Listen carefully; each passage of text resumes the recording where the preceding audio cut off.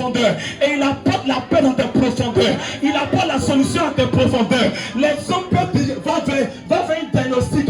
Il faut aller faire échographie pour voir ce que tu as. Mais Jésus n'a pas besoin d'échographie parce qu'il est celui qui t'a créé. Parce qu'il t'a créé, il peut réparer ce qui a été endommagé.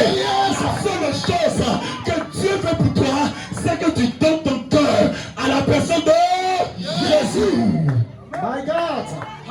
Écoutez-moi très bien. Moi qui te parle, à quelque part, les hommes même m'avaient rejeté. On m'avait abandonné. Je voulais aussi me faire un nom. Je voulais aussi que les hommes puissent me percevoir. Je voulais aussi qu'on parle de moi. Je voulais aussi qu'on dise que Stéphane est quelqu'un. Et j'ai légiféré du côté du broutage. J'ai été brouteur.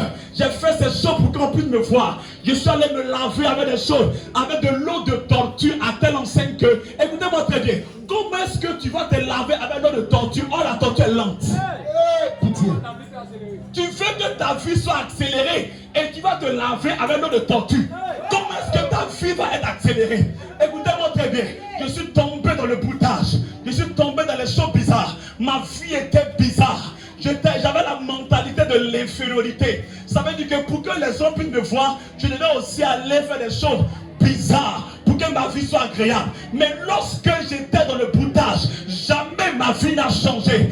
Dans ce broutage-là, ma vie était compliquée. Dans ce broutage-là, les choses que j'ai faites étaient bizarres. Là où j'étais, c'était vraiment compliqué. Même mes parents étaient encore dans la pauvreté, malgré que j'étais dans ce broutage. Mais écoutez-moi très bien. Un jour de ma destinée, un jour de ma vie, on m'a parlé de la personne de Jésus. On m'a parlé de ce Jésus-là. On m'a dit que ce Jésus est capable de changer ta vie. Ce Jésus est capable de bâtir ta vie. Ce Jésus était capable de te responsabiliser. Écoutez-moi très bien. Lorsque tu donnes ton cœur à Jésus, il est vrai qu'il te promet le salut éternel. Mais Jésus t'apporte la restauration de la mentalité. Il change ton système de pensée. Il lave ta vie. Il te positionne.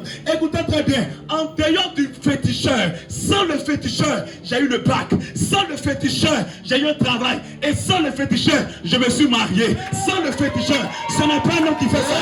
C'est la personne de Jésus. Celui qui a été rabaissé, Jésus l'a relevé. Celui que les hommes ont refoulé, Jésus l'a relevé. Celui que les parents ont abandonné, Jésus l'a consolé. C'est pourquoi il se révèle comme le père de l'orphelin. Écoute-moi très bien. Même si ton père est mort, ta mère est morte, c'est pas un problème. C'est intéressant parce que c'est en ce moment-là que Jésus apparaît. Il est capable de remplir les conditions du père. Parce que ta mère à un moment peut te dire, va te chercher. Mais Jésus ne te dit pas cela. Jésus est avec toi jusqu'à ce que ta vie sur terre puisse finir. Et encore plus loin, il est avec toi même après ta mort. Celui qui t'aime, il t'aimait avec toi toute ta vie. My God, my God, my God. Ah, les hommes t'ont abandonné. Dis avec moi, heureusement pour moi. Heureusement pour moi. Écoutez, tes parents ne comptent plus sur toi. Dis avec moi, heureusement pour moi. On dit je vais mourir. Dis avec moi, heureusement pour moi. Écoutez-moi très bien. Lorsqu'on dit tu vas mourir, c'est alors que tu vas vivre. Parce que on appelle la vie. C'est parce que l'enfant de la veuve de Naïm était mort que Jésus est apparu. Lorsqu'on t'appelle à la mort, Jésus vient ce soir pour t'apporter la vie. C'est parce que quelqu'un dans ce marché a été proclamé à la mort que nous sommes arrêtés en ces lieux pour t'apporter la vie, pour t'apporter la vie, pour t'apporter la vie, pour t'apporter la vie.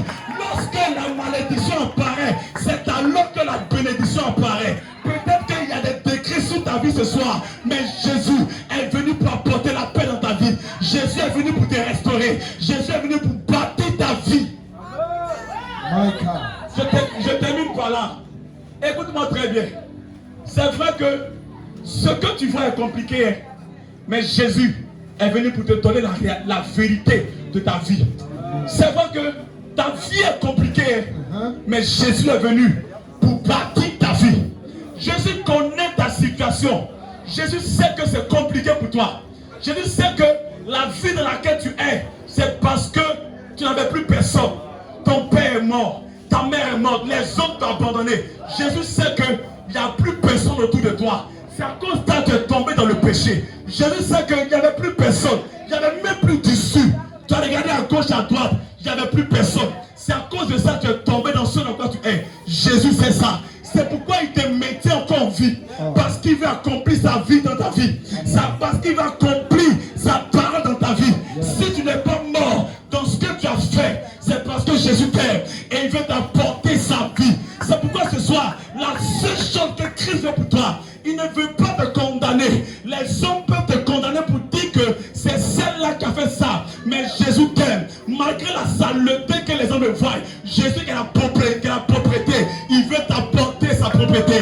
Même si on te voit comme une femme bizarre, Jésus te voit comme une personne agréable.